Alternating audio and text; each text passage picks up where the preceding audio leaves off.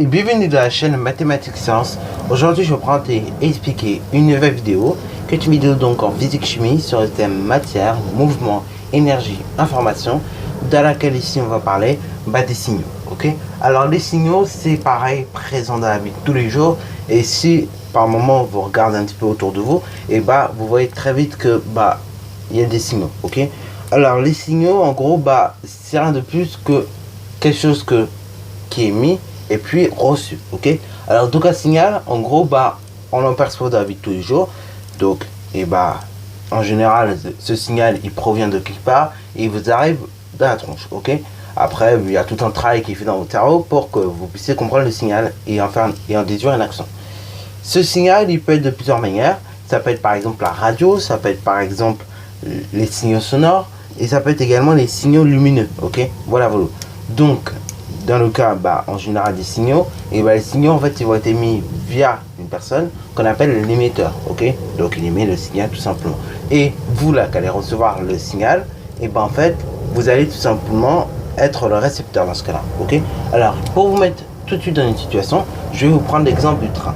Alors je sais, j'aime beaucoup les trains, et du coup dès que je peux, je prends cet exemple-là, parce que quand on regarde un train, tout simplement, il y a pas mal de mécanismes qui sont intéressants, notamment au niveau des signaux. Donc, je vais vous prendre un train moderne. Donc, il s'agit de ce train-là. Donc, c'est un Z50 000, comme vous pouvez le voir sur l'image. Donc, il en existe en bleu, il en existe en rose, ok. Bref, on passe les détails. Donc, un Z50 000. Maintenant, au niveau de la signalétique, ça ressemble à ça, ok. Voilà. Alors, donc, vous avez l'intérieur ici, et vous avez également donc la signalétique. Alors la signalétique dans ce train, elle est de plusieurs manières. Vous avez d'abord une signalétique sonore, donc notamment au niveau des annonces, tout ça, mais vous avez une signalétique visuelle, ok, donc en gros lumineuse, ok. Voilà. Donc du coup dans le train, en fait, qu'est-ce qui va se passer? Il va se passer que la petite diode que vous voyez sur l'image d'en haut normalement, va se mettre à clignoter et s'afficher en rouge, ok. Voilà. À ce moment-là, en même temps que la diode va s'illuminer, et du coup, qu'est-ce qui va se passer? En fait, vous allez entendre ce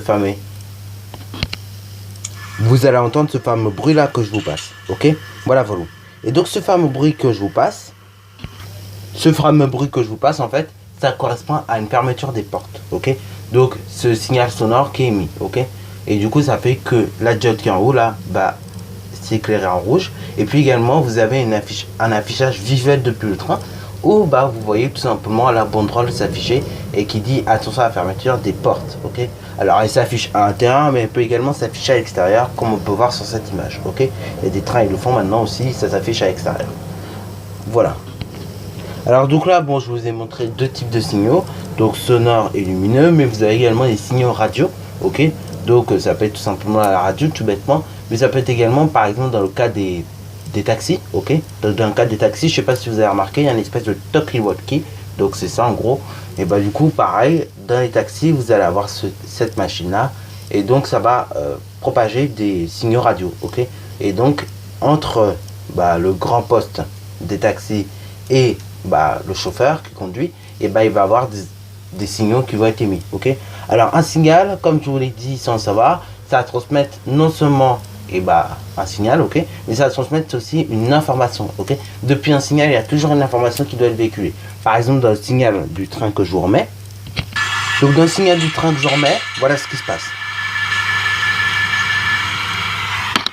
Donc j'espère que vous avez bien entendu le signal de la fermeture des portes du train. Alors sur ce genre de train également, il y a deux signaux sonores. C'est-à-dire vous avez le signal là que je vous ai fait passer par la fermeture des portes, mais vous avez le signal aussi pour l'ouverture des portes. Alors c'est assez particulier, maintenant en général les nouveaux trains le font pour indiquer qu'on peut aussi ouvrir les portes. Voilà, donc là je vais vous faire passer le moment. Donc ça c'était le signal d'ouverture des portes. Alors là, donc le correspond à l'ouverture des portes, et le correspond à la fermeture des portes. Alors oui, je sais, je vis très mal le signal. Normalement ça fait plutôt ça, c'est pour l'ouverture des portes, et pour la fermeture des portes ça fait.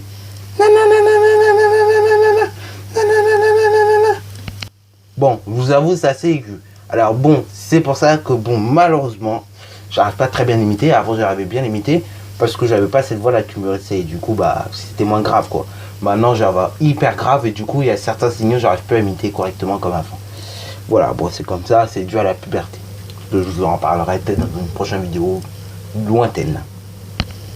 Donc voilà, Volou, c'est en gros tout ce qu'il y a à savoir sur les signaux. Donc un signal, en gros, un signal, pardon, c'est tout simplement transmis bah, via un émetteur, enfin c'est émis par un émetteur et reçu par un récepteur. Donc l'émetteur dans le cas du train, ça va être tout simplement le signal, ok, ça va être tout simplement la diode lumineuse, mais également donc le signal sonore qui va être émis, ok. Et puis également donc le récepteur, par contre, c'est vous là qui allez recevoir et bah, le signal. De là, vous allez recevoir également, enfin de là, du coup, le signal vous transmet une information, c'est-à-dire soit ouverture des portes, soit fermeture des portes. Et du coup, bah, de là, vous allez pouvoir faire quelque chose, ok. Alors, ce signal, il peut être de plusieurs manières, donc il peut être sonore, lumineux ou bien radio, ok. Voilà, donc en gros, c'est tout ce qu'il y a à savoir sur les signaux en 6ème. À prendre ça comme vous verrez pas mal d'autres choses sur les signaux, et puis voilà, voilà.